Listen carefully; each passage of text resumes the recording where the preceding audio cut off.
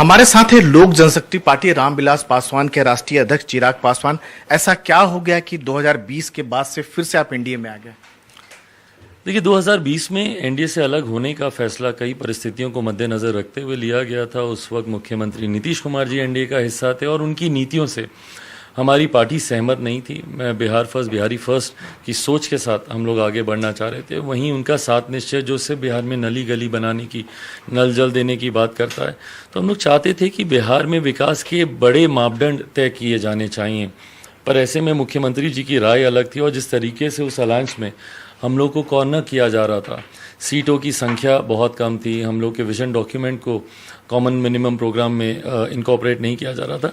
तो इन तमाम बातों को मद्देनज़र रखते हुए पार्टी के द्वारा उस वक्त फैसला लिया गया कि हम लोग एनडीए से अलग होंगे। भाजपा से नहीं, पर मुख्यमंत्री नीतीश कुमार जी की वजह से हम लोग अलग हुए। और उसके बाद अब जब मुख्यमंत्री नीतीश कुमार जी ही इस गठबंधन से अलग हुए हैं तो चर्चाओं का दौर चला और कई विषयों पर एक आम सहमति बनने के बाद पुनः एनडीए में वापसी की घोषणा की गई। जैसे आप एनडीए में हैं, आपके चाचा जो हैं वो विरोध करना शुरू कर दिए, खासतौर से हाजीपुर सीट को लेकर। अब मैं उनके विरोध पे मैं कुछ नहीं कह सकता, बट हाँ, वो भी इस गठबंधन का हिस्सा हैं और अब क्योंकि मैं इस गठबंधन का हिस्सा बना हूँ, मुझे लगता है हम सबका एक ही लक्ष्य होना चाहिए कि कैसे इस गठबंधन को मजबूत किया जा सके। भाई देखिए, हाजीपुर ज़रूर मेरे पिता की परंपरागत सीट रही है और एक पुत्र होने के नाते मुझे लगता है मेरा उत्तरदायित्व बनता है कि मेरे पिता की गैर मौजूदगी में उनके तमाम अधूरे कार्यों को मैं पूरा करूं। तो मैं उस जिम्मेदारी से मैं भागूंगा नहीं और इस बात को मैंने हमेशा से प्राथमिकता दी है कि हाजीपुर की सीट से लोक जनशक्ति पार्टी रामविलास ही चुनाव लड़े और इस बात को भी मैंने मजबूती से भारतीय जनता पार्टी के शीर्ष नेतृत्व के सामने मैंने रखा है।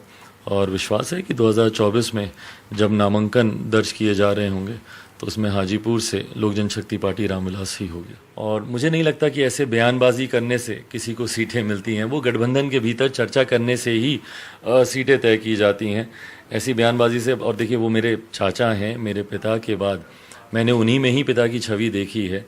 ऐसे में जब वो इस तरीके की बातें करते हैं, उत्तेजित होते हैं, नाराज़ होते हैं, गुस्सा होते हैं, मुझे कुछ कहते हैं तो दुख होता है, तकलीफ होती है। फिर बदल जो होने जा रही है उसमें सबसे नाम आपका ऊपर चल रहा है। जो भाई मुझे नहीं पता, ये पूरी तरीके से प्रधानमंत्री जी का विशेषाधिकार है, किसको वो रखना चाहते हैं, किसको नहीं रखना चाहते हैं, विस्तार करना चाहते हैं, नहीं करना चाहते हैं, ये तमाम बातें उनके अधिकार क्षेत्र में आती हैं। बट मेरी गठबंधन में जो चर्चा हुई है वो गठबंधन को कैसे मजबूती मिले, लोक हित जन कल्याण की नीतियों को कैसे हम लोग साथ मिलकर और मजबूत करें, उनको लेकर चर्चा हुई है। पिता की विरासत तो बेटे को मिलती है ना?